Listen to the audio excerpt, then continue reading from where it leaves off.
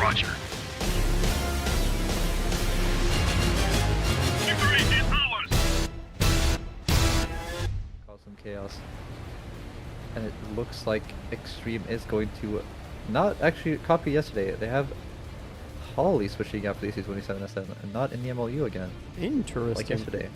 So it seems as though the SU-27 has some sort of tactical advantage over the F-18.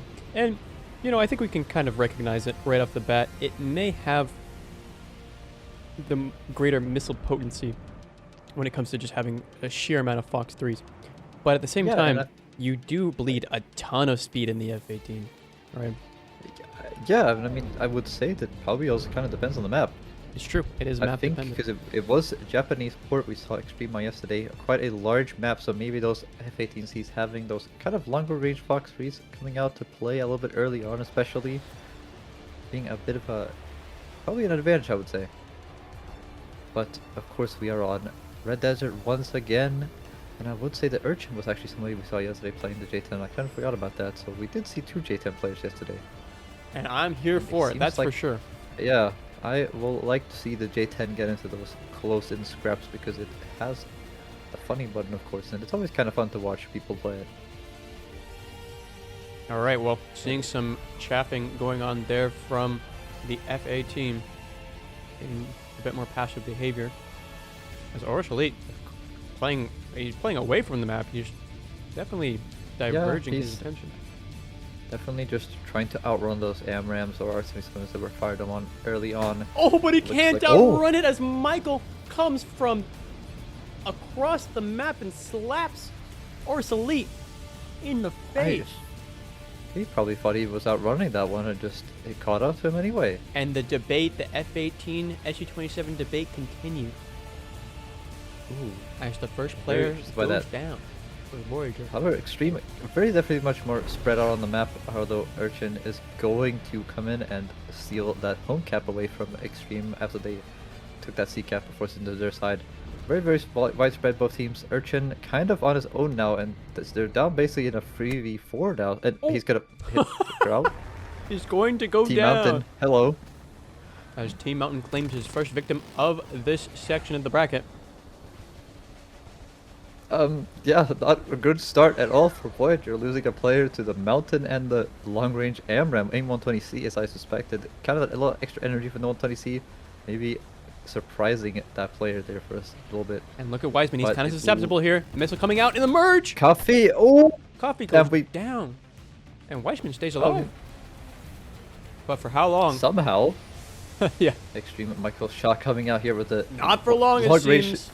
Zubo coming with the slam. The 9M takes out Weissman. And Maloko last alive, up high. Kind of slow, very, very slow indeed. Not in a great situation. He's going to have missiles fired in from 3 different angles. Not in an advantageous position at all. I do fear for his life here. Missile coming out.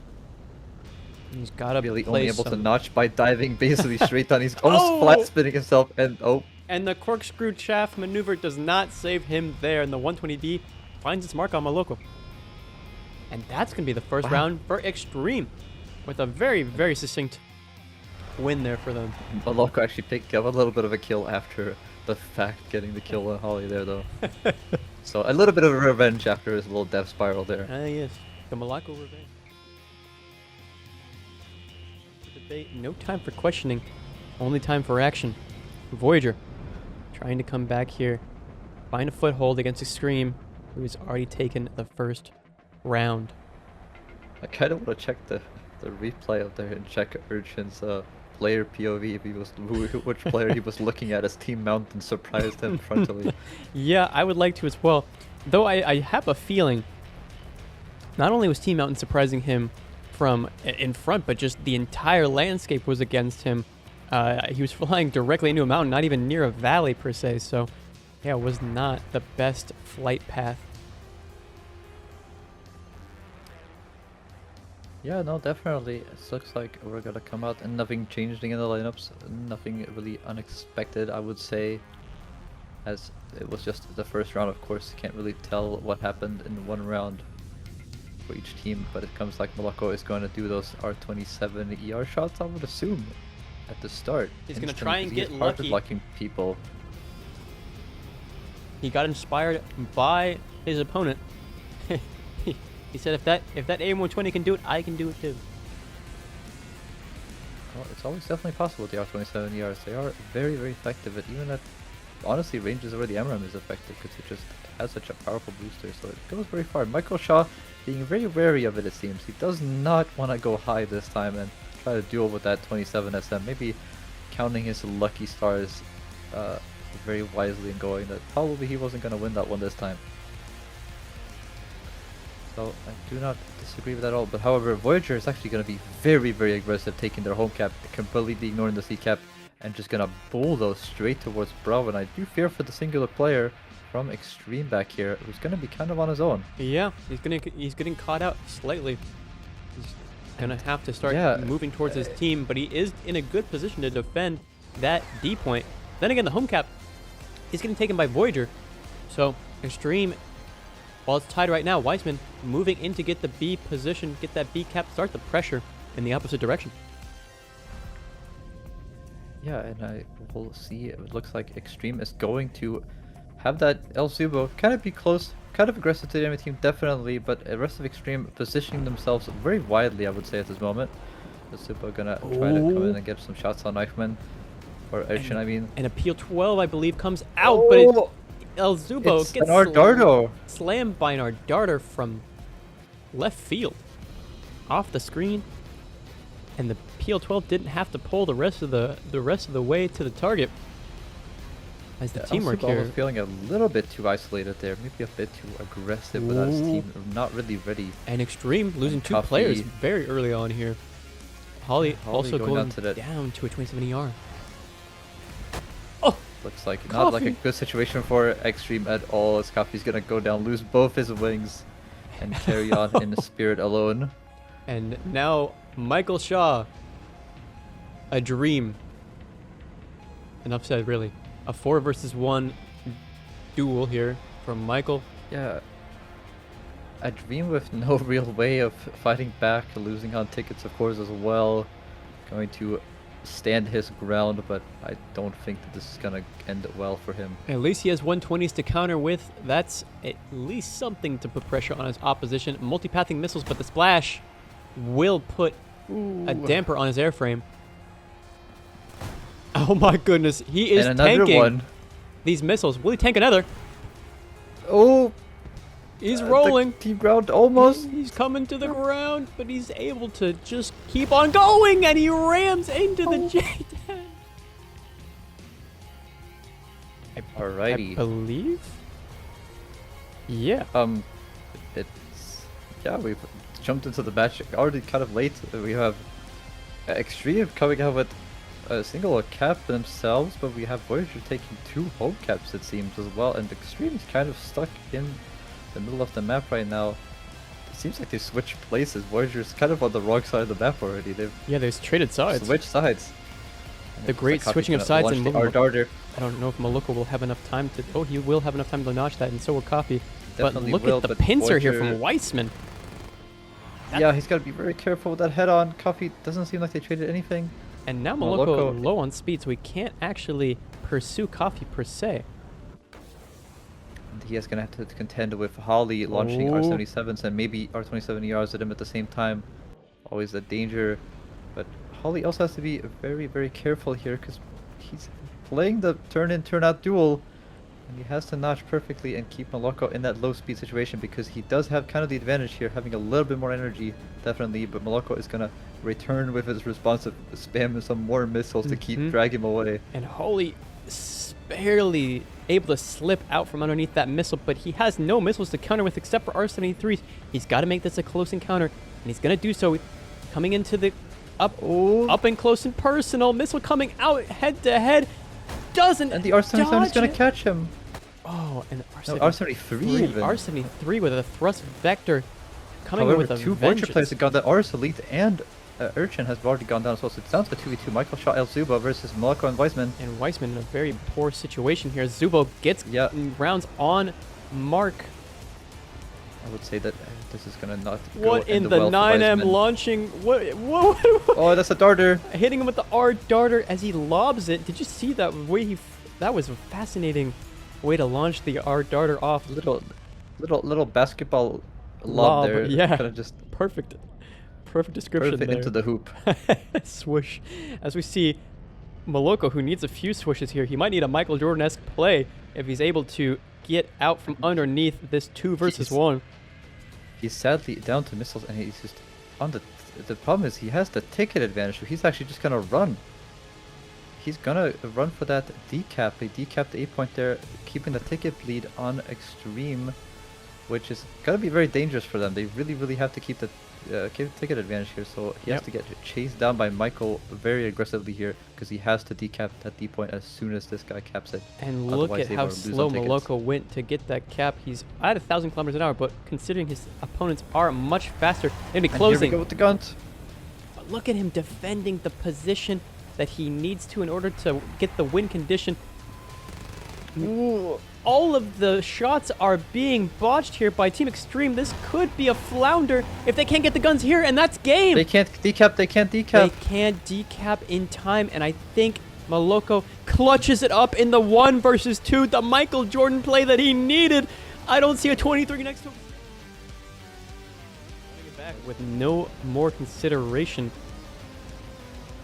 We're seeing... Yeah, I would say there's not much to talk about for Team Extreme there. That is just kind of a bit of unlucky, not people just getting the shots in that they needed early enough. So I wouldn't say that's much on misplay on their part.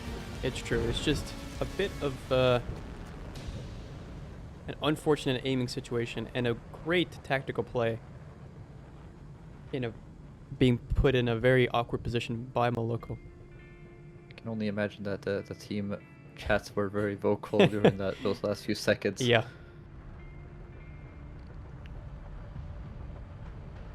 One team of panic, the other a one panic of too. cheers. Of cheers, yeah, A but panic of mixed cheers, of bit of both. biting their lips as he gets hit, of course, a few times there by the guns, but not actually counting as dead, so he would not stop that decap. Yeah, no, course. very impressive. All right, long range jousting commencing here from both sides. Yeah, nothing really out of the ordinary. It seems like Voyager is going to do kind of a 2-for-2 split up, maybe a J10 Griffin combo versus an SU-27 SM above. Nothing really out of the ordinary. El Zubo kind of on his own here to take that home cap, wants to go and defend. Voyager kind of doing a repeat of what they did earlier in the second round, I think, of just pushing very aggressively towards that home cap, and El Zubo kind of has to get out of dodge before he collects a missile, I would say. Mm-hmm. Friction, of course, gonna take that home cap for the enemy team, and Wiseman gonna chase down Ozua very aggressively, if I had to assume. And Weissman now coming in. Looks like they're going to be going for a decap of the Extreme home. Call's been made to turn in, maybe just take that cap, force Extreme, of course, to be forced to make the play since they are going to be losing on tickets. Forcing their hand as Michael Shaw starts to launch some of the 120s off in the direction of Ars Elite. And now he's playing for the ground. He's going to be trying to use the hard cover to multi-path those missiles. And Urchin and Elzuba might come into a little bit of a merge here, but Elzuba does have to be a little bit scared. Yeah, he definitely can't really turn around in that direction because Weissman was going to come over that hill, and so is Ars Elite. Oh, and Elzuba goes down to Ars Elite. I believe that was an R27 ER if I had to put money on it. Just being forced to pull up there to avoid that little gun duel, I guess, and just being picked off. That's what I was a bit scared of, that he was going to get crunched by too many players at once. And Maloko from long range, launching off 27 and an R77. Yeah, no, it was an R77 that took out El Zubo, so I was mistaken. But who is forcing Coffee here to be very defensive, very scared. He's got to be very careful with the ridges and the valleys that he's flying over to be in the right place at the right time to not collect one of those missiles. And look at here from Coffee sneaking up here on Airshun. Oh, well. And Michael Shaw has got to be really careful, and he's going to collect the PL12 actually from Urchin. All right, PL12 coming out to shine. Oh my! As they give a little high full of five. Griffin. Yeah, face full of Griffin indeed. Weissman with the energy advantage. going to be able to get on the inside circle here of Kafi, and there's not much he can do about it, really. Yeah, It's no, he has to keep his speed to stay away, but that R-Darter is going to collect it before he can pretty multi-tap much it. And done and dusted there. And Holly in a little bit of a 1v1 here, gonna get the guns 30, what are onto the 30 millimeters Elite. doing? There was a lot of sparks before we hit, but hey, he's still able to clean up the kill. I'm not sure he's going to be successful in notching. Oh my goodness! And Holly gets taken out by Aurus Elite. The snake eats its tail as we see the R73 thrust vector its way right into the face of Holly as a revenge.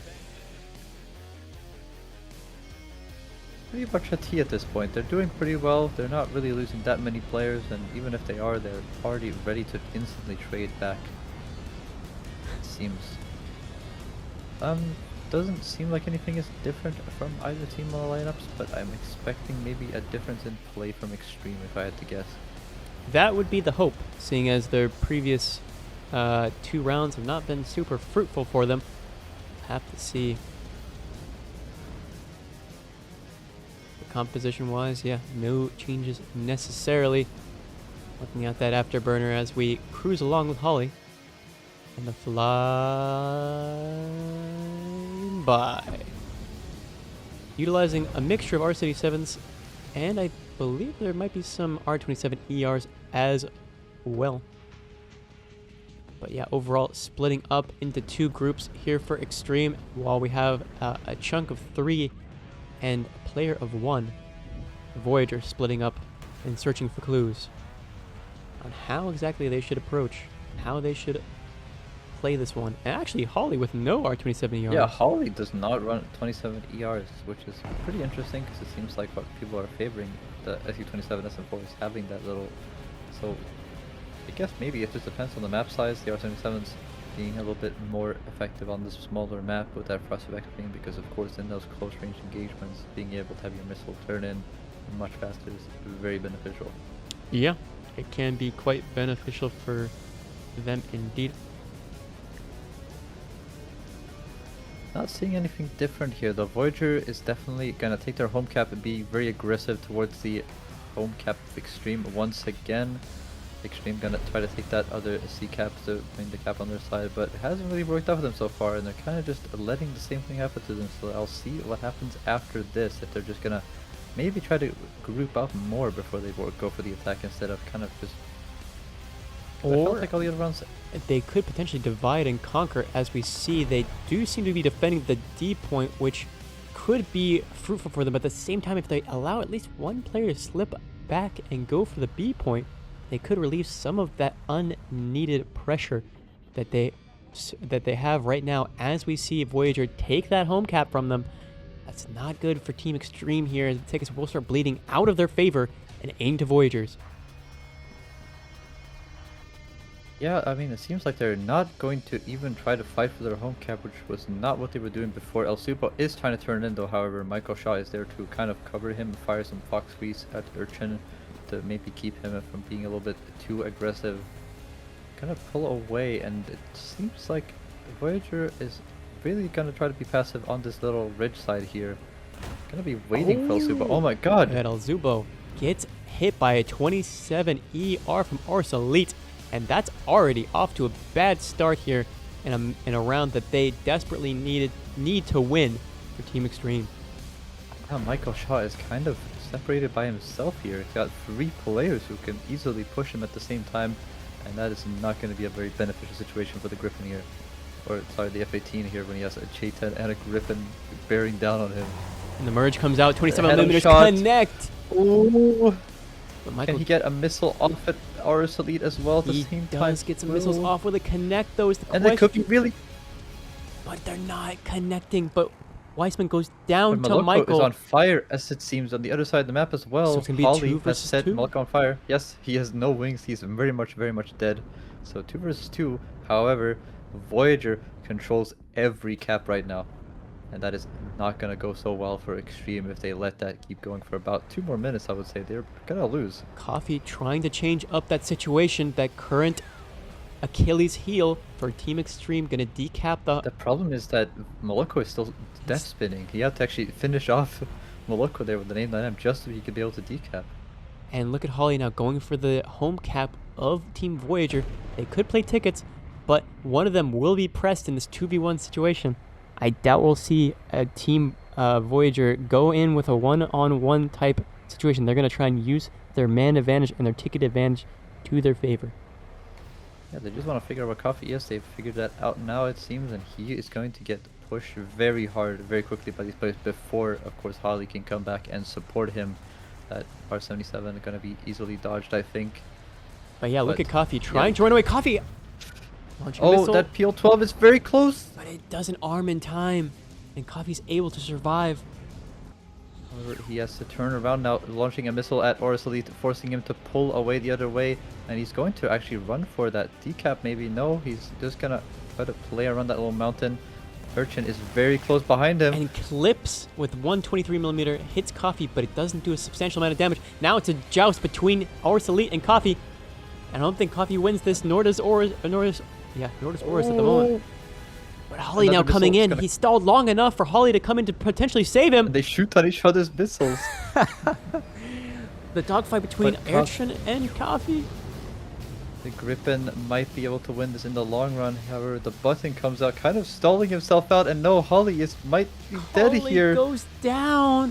And now it's a 2 versus 1, and look at Coffee has no missiles, no support structure, and a missile coming down, bearing his way, and that's gonna be round 5 going to Team Voyager. Everything is crumbling around Team Extreme as they try desperately to at least get one more round on the... What happened to... Wait. We would get slammed in about 5 seconds, I'm pretty sure. Yeah. 5 seconds? Wow, you're being generous. I'm being generous. I think, yeah, no, I think if they had their hands tied behind their backs, they might still win this. I mean, look, man, one of them is playing, like, not with this team in particular, but one of them, for one of the respective teams, was playing on like, essentially a Steam Deck and getting kills consistently. So, I mean, if they got knocked out of the tournament, then I don't see how we could fare any semblance of a chance.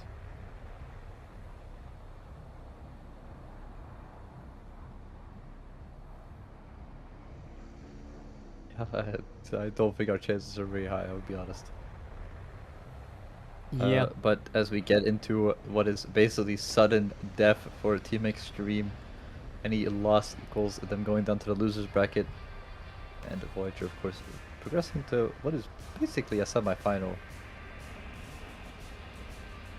But of course, they could. Seems like Holly has listened. Using the bug. Yes, brought out the bug. We have the 2 bug lineup. Let's see if the 2 bugs can save them from getting down to the losers bracket. Mm-hmm. And thank you, Big Hand Boris, for the primer. I am a believer.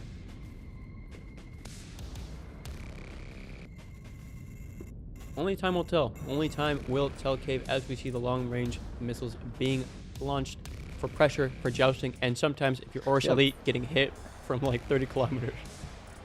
Voyager definitely playing decently passive this time. Coffee in the middle, of course, about to meet an enemy J10 player Urchin coming up behind him, launching that. I think that would be a PL-12. Gonna get multi-path it though, of course. And another PL-5E being flared coming out there. Oh, another PL-12 though, being kind of thrown up from above, but it barely passes over his head.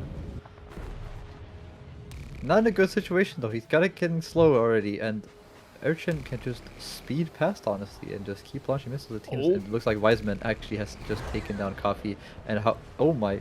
So already not a great start here for Team Extreme, but then again, it's a 3 versus 3. But Urchin has been traded back by Coffee. So the trade comes out. The 3 versus 3, less pressure across the board, but still pressure nonetheless. Alzubo lofting a missile there at Weissman. It is still going. He's got to be really, really careful with how he pulls up in these valleys right now, because it could still get him, but I think it lost energy. Yeah. And Aurus Elite actually going down to the missile from Michael Shaw. Michael Shaw coming out with another one, a double quickly by Michael Shaw with those A120Bs being slung from high up. Maloko in a bad spot now. Does not have the ticket advantage this time. We have found the Achilles heel of Team Voyager here. The FA18C MLU2. Bug. Utilizing It's aim 120s. Maloko already going 500 in a terrible spot already. I mean, it's gonna be It's converged on by missiles 3 coming in from players here, shortly. but they're being very careful right now. They are not approaching him aggressively, knowing that, I mean, any mistake could honestly cost him the game, not knowing how many missiles he has left. Of course, Holly gonna launch another one, gonna instantly go into a notch position, be ready for that last R77 that Maloko And has he's to be able launched. to bait it into And the the ground. R73 spam comes out, instantly flared, and the missile coming in, and he barely manages to dodge that one into the ground. But going in for Maloko. guns, Holly clips the wing of Oh Maloko my god! and sends him into the spiral slam. Holy, did you see that from he instantly left the match. That was an insta leave, knew it was over. My goodness. I'm more interested to how he just pulled that 180. He just instantly... Hey, they asked him to show him a little trick he learned, and yeah, he was able to accomplish that trick with a little help from the Vulcan 20mm clipping his aileron off. Once these matches between Extreme and Voyager have finished. Obviously, it will go longer the more Extreme wins, seeing as Voyager is You on could- their final round. You could think of it as, since it's, called the Hornet officially, Oh yeah, it's, the Hornet is a bug, so I think it stems pretty much from that. I got you. Well, chat, as I said, the more Extreme wins at this rate, the longer the time. If Voyager is able to clinch it up here, we'll be moving on to the next section of the bracket, but it will still be plenty of time for you guys to get your drops. Of course, no lineup changes coming up for either team after Extreme has found this little bit of extra success, clawing around back to try to equalize a little bit closer to maybe grabbing the win. Of course, they still need to win 3 more rounds in a row, and Voyager just has to take that one to finish out the match. Michael Shaw coming out with those 120C lobs early in the game. Nothing really that different from either team, of course, in the way that they're playing. Maybe Extreme kind of being also a little bit more passive, realizing that since Voyager loves being so aggressive towards that home cap of Extreme, that they maybe should just try to defend it themselves and just ignore the C cap. Because it does force them into a situation where they're not getting ticket bled, which could be in favor of them wanting to play a little bit of a longer game. It's true.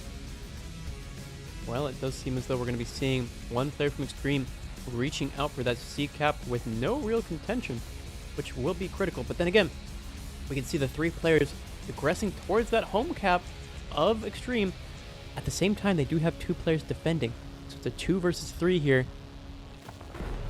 Definitely the Extreme gonna decide to take that C cap, so maybe put a little bit of pressure, but 2 players versus 3 could end up badly in the favor of Extreme, of course, because you could get a little bit overwhelmed, but if they can just pick up a kill maybe real quick in return, they could be in a good position. However, I do not like the fact that they are both exactly in the same position, because they do not have a lot of spread to And help that each missile other comes out. out And on that Zubo. PL5, Takes him out. Ayrton with the J10 sneaking through the enemy lines. Like we said, with the 3 versus 2, it overwhelms and discombobulates. Azuba yeah, I mean, being that the first instant- victim. Well, actually PL12 even, that wasn't even a PL5. Yeah, no, appeal 12 off the rail, very responsive. Michael Shaw in a Weissman, very susceptible however- position, and he will go Ooh, down. and that almost instantly went to Urchin, I would be honest. And And Michael cleaning Shaw just up the I kill. mean, Oh no. coffee. The Oh Extreme no. Believers are having a meltdown in this very moment as we see only 1 player left alive for Team Extreme. Coffee in a 1 versus 4. He's got some R darters, he's got some AM9s, and he has a dream. And that dream might be shattered here momentarily. Able to snipe in, but that R darter gets notched by I think that missile Maloko. just almost went for his own missile, to be honest. And look I at this mean, Weissman yes. sneaking up on his opposition. Splash damage. Oh, And down goes to a 27 ER from Oris Elite. The 27 ER Master. And that means Voyager will move on in the winner's bracket and send Extreme spiraling down in the losers. Yeah, well, Voyager actually just coming out with an extremely strong showing. Almost surprising that this match was such a one-sided affair, to be honest. I have to agree.